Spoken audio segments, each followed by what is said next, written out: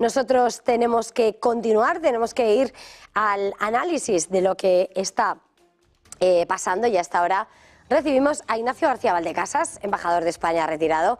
Ignacio, muy buenos días. Buenos días, muchas gracias por invitarme. Como siempre te saludo a ti y a vuestra audiencia de Negocios TV. Nosotros encantados de recibirle un día más y sobre todo teniendo la mirada ahora mismo en ese plan de paz que está Joe Biden, la Casa Blanca, intensificando la ofensiva diplomática, pero que no termina de convencer.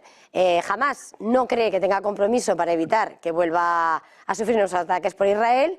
Y bueno, Netanyahu, el gobierno israelí, diciendo que tiene lagunas. ¿Cuál es la lectura ahora mismo? Porque Estados Unidos está convencido de que puede salir adelante, pero las posiciones siguen muy enrocadas. Bueno, como hemos venido viendo en los últimos meses, la administración Biden está en una posición imposible. Por un lado, por arriba tiene al gobierno israelí y al lobby israelí en Washington, que son muy poderosos, pero por debajo tiene a una gran parte del electorado demócrata que es pro-palestino y que quiere acabar con la masacre y que quiere acabar con esta carnicería. No deja de ser extraordinario que la embajadora representante de Estados Unidos en el Consejo de Seguridad diga que los miembros del Consejo no deben dejar pasar esta oportunidad y deben hablar con una sola voz.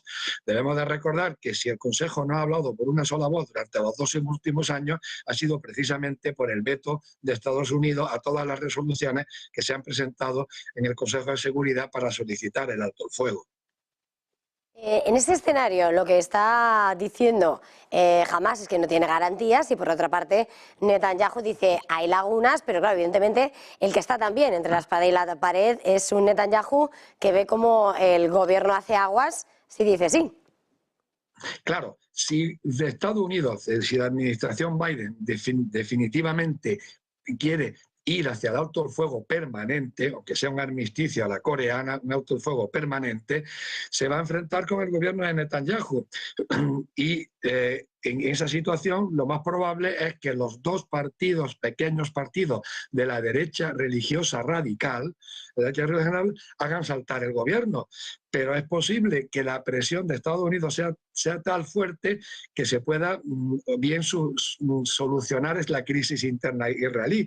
Yo francamente no sé por dónde va a salir, porque si Estados Unidos presiona de verdad, Netanyahu no va a aceptar un alto fuego permanente porque va a saltar su gobierno por los aires. Por eso, precisamente por eso, porque jamás conoce eso, jamás no se fía de que firmen un acuerdo para soltar los rehenes con un alto al fuego y que luego el alto al fuego no sea permanente. Entonces, jamás lo sabe, jamás se niega. Pero es que el gobierno de Netanyahu también está negándose a aceptar el plan de Joe Biden. Y Biden está insistiendo porque se encuentra en una situación desesperada electoralmente. Pero en el escenario está esa ofensiva diplomática, Biden peleando para conseguir sacarlo adelante, ha hablado con Qatar, que sin lugar a dudas es uno de los mediadores por excelencia desde que se desatase el conflicto, para que haga lo posible para que jamás acepte ese comunicado conjunto de otros países como Egipto, Emiratos Árabes Unidos, Qatar, Arabia Saudí apoyando el plan de paz, pero claro, hay que convencer a Hamás también. Y las garantías hasta que... Sí. Es que lo más probable es que si eso ocurre así sea un engaño a Hamás, porque se va a soltar los rehenes, se va a hacer un alto el fuego que luego no va a ser permanente, porque luego va a seguir la ofensiva israelí. Si Estados Unidos quisiera obligar al gobierno israelí a hacer algo, no tendría nada más que cerrar el grifo del suministro de armas y municiones. Si no lo ha hecho es porque no va en su política y porque dentro de los equilibrios de política interna de Estados Unidos, el lobby israelí, pues enfrentarse con el lobby israelí tiene consecuencias muy serias. Entonces, jamás no se fía y posiblemente tenga algo de razón, porque si Estados Unidos hubiera querido forzar a Israel ya lo hubiera hecho y lo puede hacer en cualquier momento. ¿Cuál puede ser entonces el precio político que pague Biden? Porque parece que ahora mismo está echando toda la carne en el asador. Después de llevar meses diciéndole a Netanyahu no lances la ofensiva en Rafah, han cortado solamente un envío de armas para evitar una gran ofensiva en Rafah, pero ahora toda la carne en el asador, disparando diplomáticamente a todos los lados, pero las partes implicadas siguen enrocadas y no parece que ninguna vaya a moverse. ¿Qué puede suponerle a Biden? Lo vamos a ver con más claridad en el momento en que podamos leer el texto de la resolución que Estados Unidos presenta al Consejo de Seguridad. Ahí ya nos dará una pista si es una propuesta seria que está dispuesto Estados Unidos, por un lado, a imponerla a Israel y, por otro lado, una vez que la imponga verdaderamente esa solución de un alto el fuego permanente, movilizarse para obligar a Hamás a aceptarla. Lo vamos a ver cómo Estados Unidos maniobra en el Consejo de Seguridad y qué texto presenta en el Consejo de Seguridad. Ahí ya empezaremos a ver algo más claro la jugada diplomática de Estados Unidos, porque es cierto que están haciendo una jugada, pero puede ser también simplemente una pantomima, un pequeño teatrillo, como ya ha hecho en muchas ocasiones, de hacer una postura verbal firme frente a Israel, pero cuando en realidad en la práctica le siguen prestando todo tipo de ayuda tecnológica, científica, militar, de armamentística, etcétera, etcétera. Puede que estemos una vez más ante una iniciativa puramente cosmética de enfrentarse aparentemente al gobierno de Israel, cuando en realidad no es así. A la idea de conocer en detalle ese texto, esa propuesta de resolución, luego llegamos a lo que suele ser la batalla de fuerzas dentro de ese Consejo de Seguridad, porque de hecho lo hemos visto en distintas ocasiones con el propio veto de Estados Unidos. Quien lo lleva es Estados Unidos y sus oponentes siguen estando donde están. Ahora mismo, en ese intento por frenar toda esa ofensiva en Gaza, porque parece que en eso sí que hay un acuerdo, el hecho de que lo presente Estados Unidos puede ser... puede ganar el favor o puede encontrarse con una gran oposición para sacarlo precisamente en ese Consejo. Si Estados Unidos presenta esta iniciativa ahora es sobre todo por cálculo electoral, seamos sinceros, porque para presentar iniciativas ha tenido muchos meses, hasta años, y podía haberlo hecho antes, y si no lo ha hecho porque no ha querido, porque no tenía ningún coste político electoral. Yo estoy convencido de que si se trata de una iniciativa sincera y lo que quiere es alcanzar un alto fuego permanente, no va a tener ninguna inconveniente ni ninguna oposición dentro del Consejo de Seguridad. Al contrario, los miembros del Consejo de Seguridad durante los últimos meses han estado proponiendo resoluciones para llegar a un alto el fuego y ha sido precisamente Estados Unidos quien las ha ido vetando una tras otra. Precisamente a lo que está siendo esa campaña diplomática de Estados Unidos, el otro gran foco de atención, sin lugar a dudas, está en Ucrania, en la guerra frente a Rusia. Hemos visto como en las últimas horas, por parte de la Casa Blanca, contactos con los países bálticos para avanzar de cara a la cumbre de julio en la OTAN en Washington. En la cumbre de la OTAN, ese acercamiento, ese futuro de la OTAN dentro de Ucrania, dentro de la OTAN, al mismo tiempo que Ucrania está pidiendo más permiso para atacar más puntos en territorio ruso con armas occidentales. No sé ahora mismo esa defensa de la entrada de Ucrania en la OTAN y esas peticiones de la OTAN, si no supone demasiado riesgo, demasiada posibilidad de escalar el conflicto. Sin duda, sin duda. Yo lo llevo diciendo hace bastante tiempo, vamos poquito a poco escalando. Y cuanto más escalemos, más posibilidad hay de que haya un accidente, un imprevisto, un malentendido y lleguemos a una confrontación directa entre la OTAN y Rusia y posiblemente a una escalada nuclear. Vamos demasiado alegremente subiendo los peldaños de la escalada y los gobiernos no están avisando a sus opiniones públicas y a sus parlamentos de los riesgos que estamos adquiriendo. En el caso español, por ejemplo, pues hemos firmado un acuerdo de seguridad, le puede llamar memorándum de entendimiento, puede llamarle como sea, se trata de un acuerdo para suministrar armas por un valor de 1.000 millones, en todas casos, sin pasar por el Parlamento, con la complicidad o la ayuda de la oposición, y la única oposición es la del socio minoritario del propio gobierno. Pues son verdaderamente circunstancias extraordinarias donde la oposición apoya al gobierno y donde es el socio minoritario del gobierno el que hace la oposición. Y vamos subiendo poco a poco, y ya lo dijo Habermas, el filósofo alemán, poco después de empezar la guerra, que sería Rusia, sería el presidente Putin quien decidiría en un momento u otro cuando nos considera beligerantes, porque estar en guerra, estamos en guerra, de una manera o de otra. Lo único que Ucrania está poniendo el escenario de destrucción y está poniendo los muertos, y será la Federación de Rusia quien decida en qué momento y cómo nos considera beligerantes en el conflicto. En esa radiografía precisamente está señalando lo que es la petición de Ucrania, ¿vale?, de usar las armas occidentales en territorio ruso, y cómo España, por ejemplo, ha aprobado ese último paquete armamentístico. Pero en un momento en el que Europa está hablando de coordinar, de aumentar la capacidad de defensa, vemos como de nuevo hay discrepancias, porque sí, ha habido algún país que dice, vale, sí, como dan el visto bueno para utilizar esas armas en suelo ruso, pero España, Italia, hoy mismo señalando, vale, vamos a enviar sistemas de defensa aérea, ponen esa línea roja, es decir, no se puede tocar territorio ruso. ¿Qué mensaje de unidad puede haber si ni siquiera, de nuevo en esto, son caminos divergentes y además enfrenta y mucho lo que está siendo la actitud, pero que al mismo tiempo pone a Europa en el punto de mira frente a Rusia?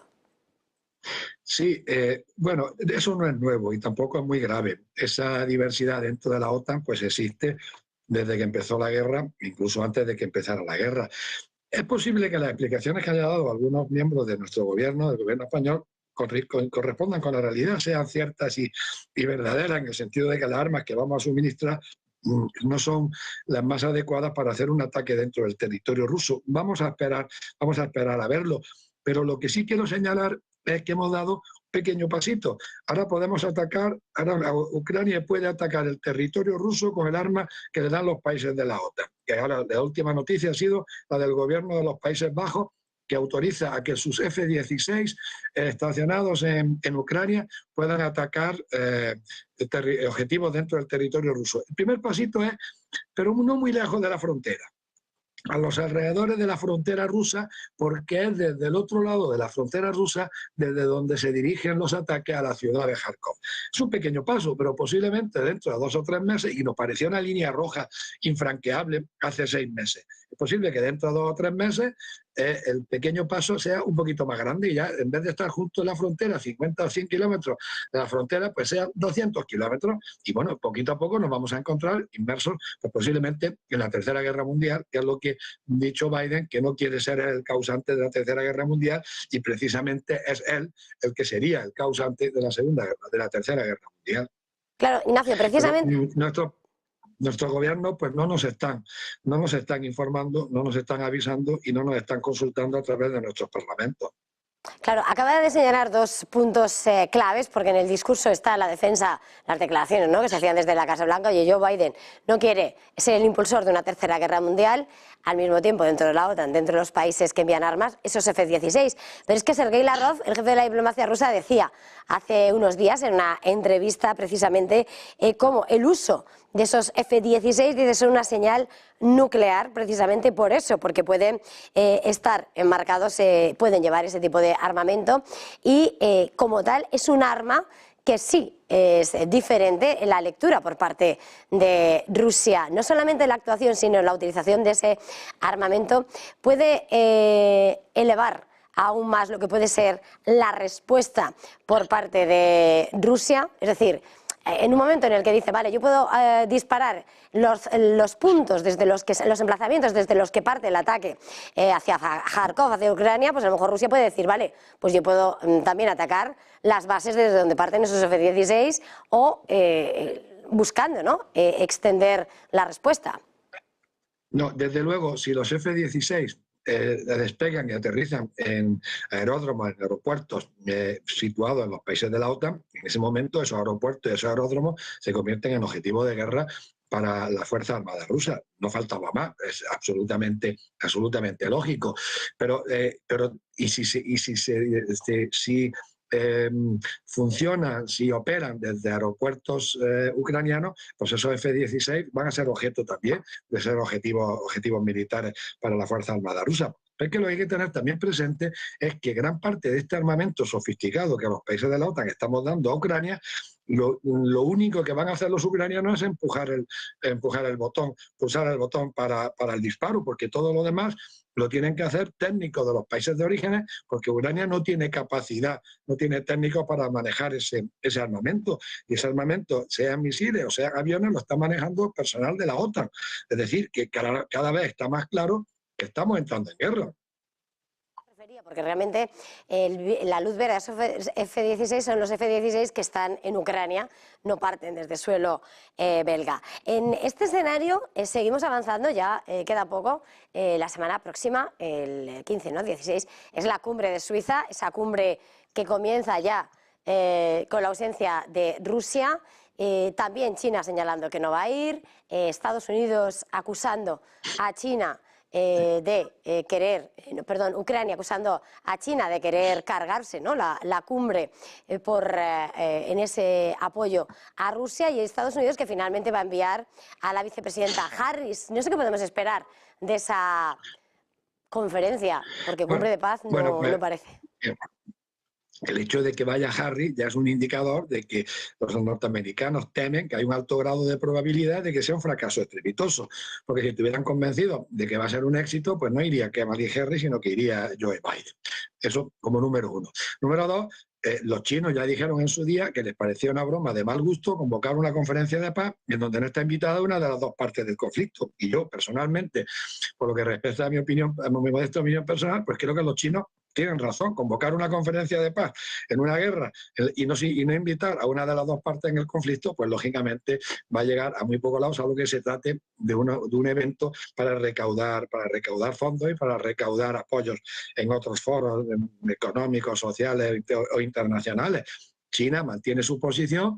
Yo no sé si estará o no presionando a otros estados para que no vayan, pero me parecería absolutamente normal, porque China, hemos visto en el viaje, en la visita oficial de Putin a Pekín, China no va a dejar caer a Rusia y le va a apoyar todo lo que hace falta. Y si en un momento determinado la fábrica china se tiene que poner a fabricar miles y millones de drones, se van a poner a fabricar miles y millones de drones y se los van a dar a Rusia, con armamento o sin armamento. Entonces es lo lógico. Lo que ocurre es que estamos en unos tiempos tan extraordinarios que se convocan conferencias de paz sin invitar a una de las dos partes en el conflicto. Ignacio, ya que ya está China puesta en la conversación de esta mañana, quería preguntarle, porque precisamente estamos hablando siempre de los puntos calientes en Oriente Medio, en Ucrania, pero sin lugar a dudas en Asia la tensión se está incrementando.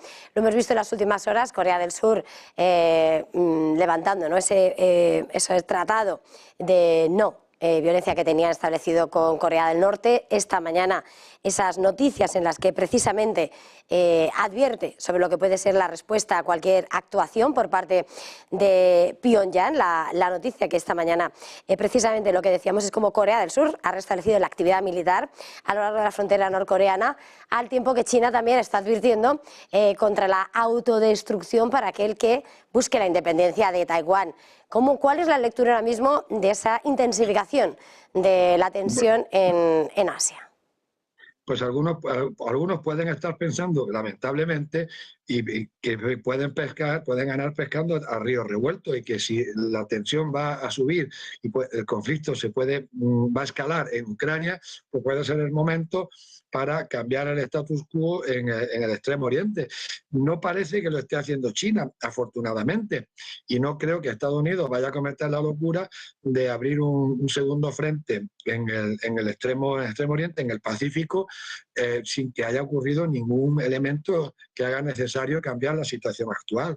Sí, francamente, corren tiempos convulsos donde posiblemente las mentes de los gobernantes se estén viendo afectados por algunos campos magnéticos. Parece como si estuviera ocurriendo algo de ese tipo, porque son las noticias se suceden una detrás de otra, y cuando uno está analizando una, pues enseguida llega algo todavía más trascendente. Pues Ignacio, como siempre, una vez más, por haber estado con nosotros aquí en Negocios Televisión, feliz jornada, feliz negocio.